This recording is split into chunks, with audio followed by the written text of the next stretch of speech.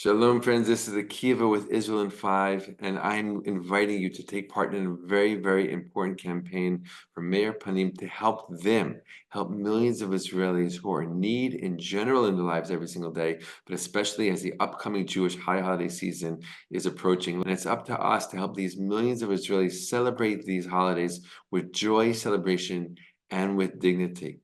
There are all kinds of populations in great need. There are Holocaust survivors still trying to make ends meet after having gone through so much suffering and pain in their lives. There are IDF soldiers who are reliant on gift packages and food deliveries from Meir Panim, especially lone soldiers who come from other countries all around the world to serve in the IDF to protect the Jewish state, who don't have the family in Israel like other soldiers do.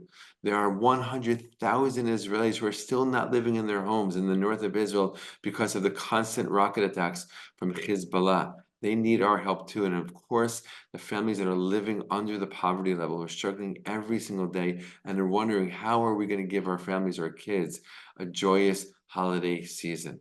Please go to Israel5.org/donate or click on the link below to give a donation. Every single donation will be doubled as a result of a very generous grant by the Steinberg Gift Fund. And this is the time to give. This is the time to act, to make sure that after a very, very hard year of war in Israel against Hamas and the Gaza Strip, Hezbollah from Lebanon, that Israelis are able to celebrate this high holiday season with joy and with dignity. Give what you can and know that every single dollar of your donation will go directly to helping all of these Israelis in need. Thank you so much and all the best. The holiest day in all of the Jewish calendar is coming up in just a couple of days, Yom Kippur. Let's take a look at the spiritual significance of this very unique and powerful day. Shalom, my friends. This is Akiva with Israel in 5, where we give you everything Israel in 5 minutes.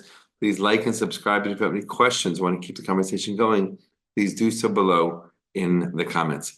Yom Kippur is a fast day in the Jewish tradition, and typically fast days are associated with sadness and with mourning. And that typically is the case of all the different fast days that we do have in the Jewish tradition. They are all focused on something that happened in the past, a catastrophe, a destruction, usually having to do with Jerusalem, the temple that stood there and was destroyed multiple times over by our enemies. I mean, these fast days throughout the year to keep us remembering those events and not forgetting what happened to us in the past and what we would like to see rebuilt in the future. But these are days that feel heavy and that do have sadness and are focused on mourning. And that's why we're fasting to kind of bring a little bit of hardship into our lives for that day in order to feel the hardship of those past events. But that's not the case with Yom Kippur. Yom Kippur is not a day of hardship. We're not fasting to feel pain or to feel suffering or to feel the catastrophe of a past event.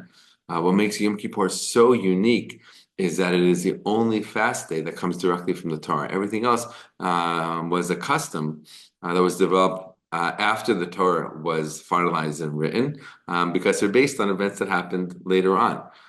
So what is it about Yom Kippur? Why do we fast on this day? And why is it a fasting that's not, meant to be hard or sad? Let's take a look. Let's explore this. It's interesting. In one of the most important texts of all the Jewish traditions, something called the Mishnah, it says that Yom Kippur is one of the 2 happiest days of the entire year. Now, most people don't associate fasting with happiness. But that's because fasting is not the only thing that's happening in Yom Kippur. But in addition, the fasting that we are doing on Yom Kippur is on a different level. Let's put it like that. Many people say we're fasting because on Yom Kippur we're like angels, and angels don't need to eat. Right? They're not physical beings. So on Yom Kippur, for one day of the year, we're becoming more spiritual than we are physical than any other time of the year. But what is it? What's so special? What's happening on Yom Kippur that the Torah tells us to fast? Well, in addition to fasting, by the way, we're not meant to eat or drink. We're not supposed to shower or bathe. We're not meant to wear leather or anoint. People back in the day used to anoint themselves with oil. None of these physical niceties, right? Why? In order to help us focus, keep our minds focused on the spiritual. Again, why? What's going on? What's the big spiritual thing happening? The big spiritual thing happening in Yom Kippur is God forgiving us. Forgiveness is happening. Forgiveness is in the air. It is a one day long marathon of being forgiven for all the things that we did wrong this past previous year. And we know that the Jewish year just started about a week ago with Rosh Hashanah. But we're still in this kind of time of reflection before really jumping into the new year, looking back at the old year, looking back at the past year and saying, okay, what are all the great things I've done? I'm sure I did a lot of good things, but I'm sure I'm human. I made some mistakes, right? As humans do. Let's make up for them, right? And while I went through my own personal, period of what we call tshuva in Hebrew, repentance or return, fixing for those things, then we come to Yom Kippur, excuse me. Then we come to Yom Kippur, and God just showers upon us, wave after wave of forgiveness. And really, that's what Yom Kippur is. It's this day that we stand before God, and God says, you know what? I know you're human, and I know you made mistakes, and I know you messed up, and I know you regret it, and I know you would love to not do those things again. And I'm going to forgive you, right? As we enter into this new year, I want you to enter in with a clean slate, with a clean heart, right? With a clean conscience. And that's what I'm giving you on Yom Kippur. And that really is the essence of Yom Kippur, is this forgiveness coming down to us from above. It's some people like to say that Yom Kippur is a 24-hour car wash for the soul, where not only are we being forgiven, we're being cleansed. It's like a cleansing, right? Sometimes you just want to clean your house really, really good when it's done. Feels so good. You feel like it's a different house, like it's a new house. Well, that's the same idea with Yom Kippur. We're meant to feel after Yom Kippur, we're like a different person, like a new person, ready for this new year.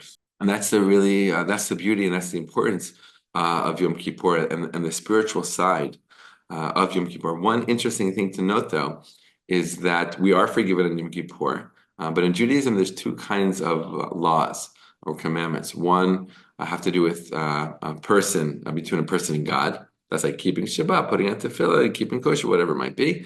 And then there's mitzvot, commandments that have to do between a person and other people, like not speaking badly about them, helping them out when they need, giving charity, giving help, all those different kinds of things. That category, that second category, one can get forgiveness on Yom Kippur, even for those things, but they first must approach the person and ask forgiveness from that person, him or herself. So it's an interesting thing. If it's between us and God, God's ready to right away, forgive the day itself, forgives, cleanses, purifies. But if it's between two people and if one person wronged another, they must go and ask that person for forgiveness in order to receive the complete forgiveness that Yom Kippur has to offer. So a little moral teaching there as well inside this very, very deep and beautiful spiritual day. Many people have the custom to wear all white on Yom Kippur, right? And this is reflective of this idea that on Yom Kippur, that we are, like the angels, and again, that's why we don't eat. So it's not a fasting out of sadness or out of pain or out of mourning. It's really a fasting out of, I don't even need to eat today because today I'm more spiritual than physical. My body doesn't need what it normally needs. It's a really beautiful thing. It's a really powerful thing. Wishing everyone a great Yom Kippur, a day of forgiveness, a day of atonement. All the best and be well.